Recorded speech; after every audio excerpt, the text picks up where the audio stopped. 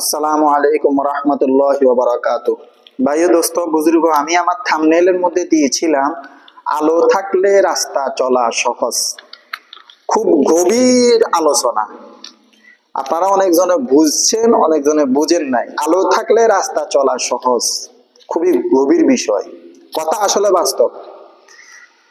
আমি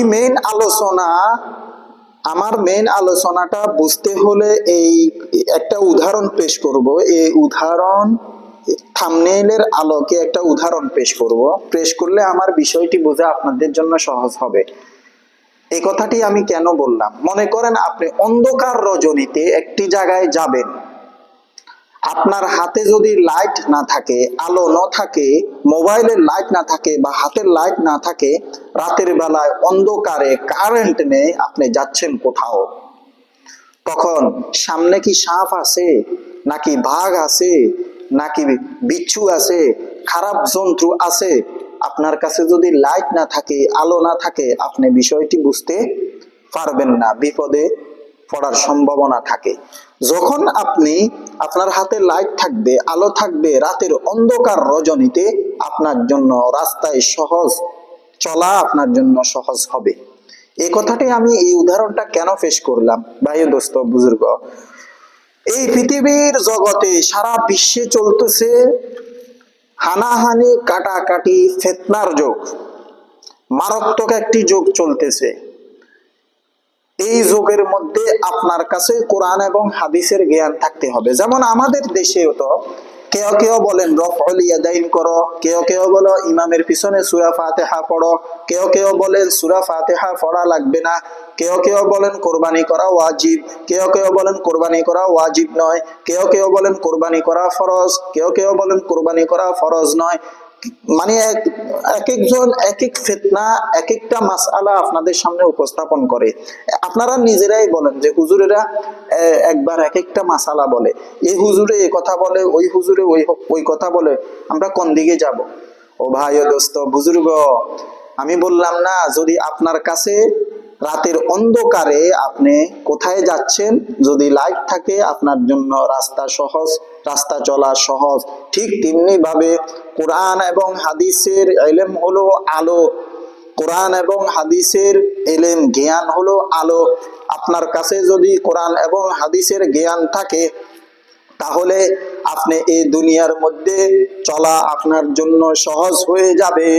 কেউ যদি আপনার সামনে কোনো উলামায়ে কেরাম আপনার সামনে ভুল ফতুয়া বলে, ভুল মাসআলা বলে, তখন আপনি যখন হক্কানে উলামায়ে কেরামের কাছ থেকে কোরআন হাদিসের জ্ঞান অর্জন করবেন, মাদ্রাসায় পড়াশোনা করবেন, অথবা কোনো উলামায়ে কেরামের কাছ থেকে ইলম অর্জন করে আপনি আলো অর্জন করবেন, জ্ঞান অর্জন করবেন, তখন বিভিন্ন আলেম ওলামা, মুফতি, মুহাদ্দিস, বন্ডফির বিভিন্ন লোকজন বিভিন্ন ফতুয়া দিলে আপনি ভুলটা ধরতে পারবেন।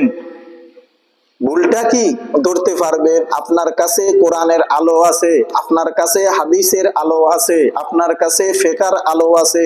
যেরকম রাস্তায় যখন আপনি চলতেছেন, আপনার কাছে লাইট থাকলে সামনে সাপ আছে না, বিচ্ছু আছে না, বাঘ আছে না, ভাল্লুক আছে, আপনার জন্য রাস্তাটা যেরকম সহজ হবে। কোরআন এবং হাদিসের ইলম আলো, এই আলোটা যদি আপনার কাছে থাকে, তাহলে আপনাকে আর কোনো বেদাআতি, কোন লা মাযহাবি, কোন গয়রি মুকাল্লিদ, কোন শিয়া, কোন কাদিয়ানি, কোন আহলে কোরআন বেদাআতি কেউ আপনাকে গোমরাহ করতে পারবে না।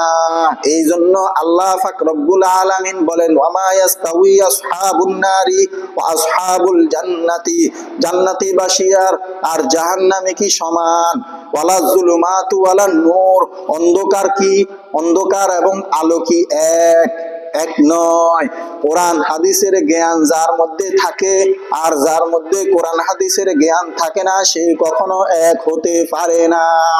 কুল হাল ইয়াস্তাউিল্লাযীনা ইয়ালামুনা ওয়াল্লাযীনা লা ইয়ালামুন, আল্লাহ পাক রব্বুল আলামিন বলেন, হে নবী আপনি বলে দেন, যারা জ্ঞানী আর যারা জ্ঞানী নয়, যারা ইলম আমলের মালিক, ইলমের অধিকারী, যারা ইলমের অধিকারী নয়, কোরআন হাদিসের জ্ঞান রাখে না, তারা কি সমান? সমান নয়।